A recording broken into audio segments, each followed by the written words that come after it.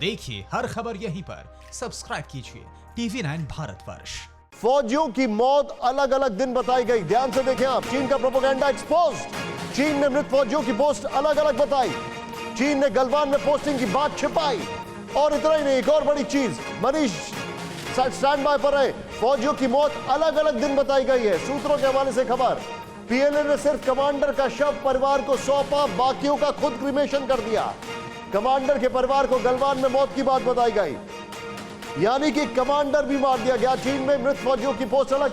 मैं इस खबर को और डिटेल आपको बिग बॉल पर दिखाने जा रहा हूं। सीधे चलते हैं वहां पर, सुमित कम ओवर हियर, और यहां पर आपके सामने इस बिग बॉल में और इंफॉर्मेशन वेरी क्विकली जरा फ्लैश करें।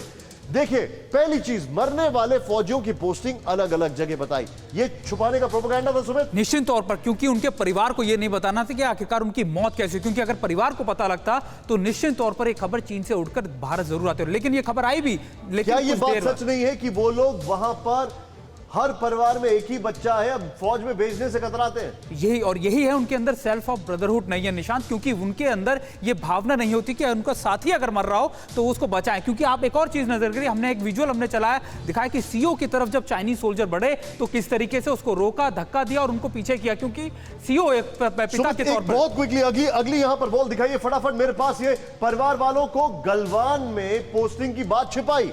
देखिए, गलवान में पोस्टिंग की बात छिपाई। अगली एक और फ्लैश करें, क्योंकि ये काफी मिलती जुलती चीजें हैं। फौजियों की मौत अलग अलग दिन बताई जाती है, यानी शुरू से लेके एंड तक उनको अंधेरे में रखा। क्या ये लीडरशिप के ऊपर सवाल नहीं खड़े कर रहा है? लीडरशिप क्या कि पूरे चीन के अंदर इसी तरीके का कि वो अपने सैनिकों के बारे में कभी नहीं बताते। 67 में भी 400 सैनिक हुए थे नाथुला के अंदर, लेकिन उन्होंने कभी इस चीज को नहीं बताया सार्वजनिक। पॉइंट नोटेड, यानी कभी नहीं बताते। पीएलए ने सिर्फ कमांडर का शव परिवार को सौंपा, सिर्फ कमांडर का शव परिवार को सौंपा। इसके बाद कमांडर के परिवार को गलवान में मौत की बात बताई और उसके बाद पूरी कलाई खुल गई। लेकिन मैं यहां पर सीधे चलूंगा, हमारे साथ जो खास मेहमान मौजूद है, मनीष झा, आपके पास वेरी क्विकली, ये जो प्रोपेगेंडा था चीन का फुस कर गया अभी, और ये आज के लिहाज से मनीष, मैं आपसे जानना चाहूंगा, इंफॉर्मेशन की इस एज में कितनी बड़ी विक्ट्री है भारत के लिए ये?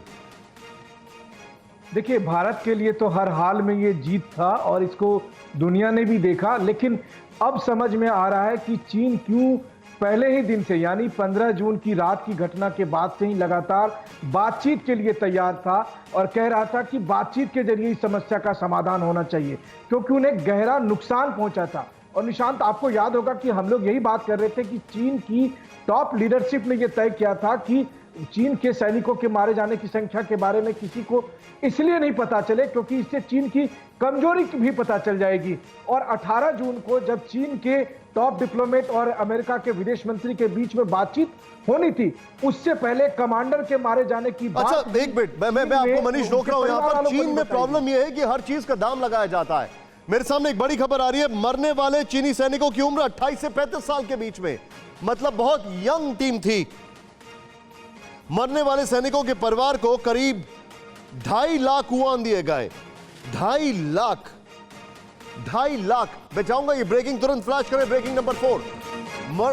मृतक चीनी सैनिकों की उम्र 28 से 35 साल और मरने वाले सैनिकों के परिवार को 2.5 लाख युआन दिए गए हैं। सूत्रों के हवाले से खबर है, 2.5 लाख युआन, ये क्या इसकी वैल्यू होती होगी? वो जो भी वैल्यू होती होगी, लेकिन ये अपने आप में बहुत कुछ बता रहा है। मैं सीधे चलूंगा, युक्तेश्वर मेरे साथ है। युक्तेश्वर जी, पहले तो शुक्रिया, इतनी रात में आप मेरे साथ जुड़े हैं। मुझे एक चीज समझाइए। एक पहली चीज, खबर को छुपाई, खबर बाहर आ गई। दूसरी चीज, चीन को बहुत जबरदस्त नुकसान हुआ है। तीसरी चीज, इंटरनली अब आगे आप क्या देखते हैं चीन में इस सारे घटनाक्रम के बाद? जी धन्यवाद। मैं 2-3 चीजों का जवाब बहुत ही सीधे शब्दों में दे दूंगा, मुझे केवल 2 या 3 minute. Please go ahead sir.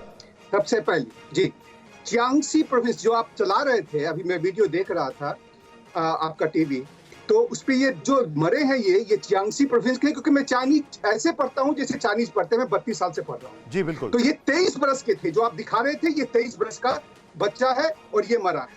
जो आप बता रहे थे सर, एक मिनट रुकिए, आपने जो बताया है, एक मिनट बताइए, एक मिनट रुक जाइए। और मेरे मित्र मनीष झा ने मुझे यहां पर ट्वीट करके एक चीज व्हाट्सएप पे भेजी है कि 1 युआन की कीमत होती है 10 रुपए 72 पैसे। लेकिन अभी सिनोलॉजिस्ट युक्तेश्वर जी ने क्या बताया, मैं चाहूंगा वो वीडियो तुरंत प्ले करें फिर से इस ब्रेकिंग के साथ।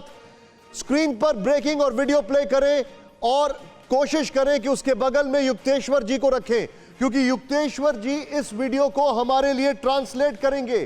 चीनी भाषा का ये जो वीडियो है इसको ट्रांसलेट करके युक्तेश्वर जी हमें बता रहे हैं। हमारे दर्शक जरा ध्यान से देखें। युक्तेश्वर जी मुझे स्क्रीन से हटा दीजिए, सिर्फ वीडियो और ब्रेकिंग रखिए। युक्तेश्वर जी अब आपके पास है, एक एक चीज समझाइए इस वीडियो में क्या दिख रहा है सर। जी थोड़ा सा ये लेट से आता है, लेकिन मैं बता रहा हूँ, मैं पहले Sure. देख चुका हूँ, मैं लिख चुका हूँ। इस वीडियो में क्या है कि ये चियांगसी प्रोविंस जो चाइना का वेस्टर्न प्रोविंस है, नानछांग उसका कैपिटल है, वहां का लड़का है, उसकी उम्र 23 साल की है। और मैं फट से पढ़ चुका था, और ये 23 साल का जवान मर के आ रहा है, और उसके जो आपके परिवारजन है वो बोल रहे हैं कि तुम्हारी मृत्यु से हम लोग बहुत दुखी हैं, तुम अब सदगति को प्राप्त हो गए हैं, ईलू चौहाव में तुम सदगति को प्राप्त हो गए। मैं चाइनीज में पढ़ सकता हूँ। द चियांगसी ईचुन रलिए लिएसुर अर्श सांसुई अर्श अर्शुई, ये 22 साल का है। वो चुई छिनाई द स्योंगती नी ईलू चौहाव, मेरे सबसे अच्छे अपने ब्रदर, तुम अब सदगति को प्राप्त हो। जैसे हम लोग बात बोलते हैं RIP, तो 22 साल का लड़का है, वो मर चुका है। वो 1 युआन की कीमत 10 रुपए के बराबर होती है। वो बिल्कुल ठीक बात बता रहे हैं। और चीन का इतना बड़ा नुकसान है, चीन का ये आदत है छुपाने का। जब अभी चीन में हमारे रक्षा मंत्री राजनाथ सिंह जी गए हुए हैं, और 1969 में जब लड़ाई मैं अपने पीसीआर को बोलूंगा कि यहां पर आप मुझे मत दिखाइए कहीं से भी, इसी फ्रेम को रहने दीजिए। युक्तेश्वर जी, मेरा अगला सवाल है, ये जो अपुष्ट वीडियो हमारे सामने है, इस वीडियो में आप क्या देख रहे हैं? ये जो लोग आ रहे हैं, ये क्या फौजी है वहां के? क्योंकि फौजी लेकर आ रहा है, जो भी हाथ में लेके आ रहा है, ये सब फौजियों का है वीडियो, मुझे ये समझा। ये फौजी नहीं है, ये जैसे उनका जब उनका उस लड़के का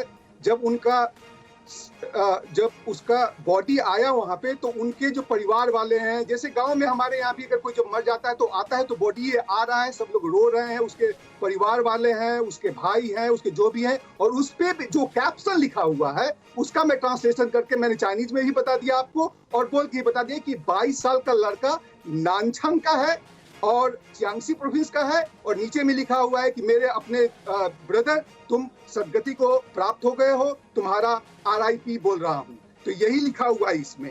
और अब चूंकि वो डरा हुआ है चीन, क्योंकि अब ये हो रहा है कि राष्ट्र। युक्तेश्वर जी, आप मुझे बता रहे, मेरे पास इस वक्त आप जो बता रहे डरा हुआ है, अब चीन की बौखलाहट और डरने की सबसे बड़ी वजह क्या है वो तो हमें पता लग गया है, लेकिन परवाह देश की, सोमवार से शुक्रवार रात 10 बजे TV9 भारतवर्ष पर।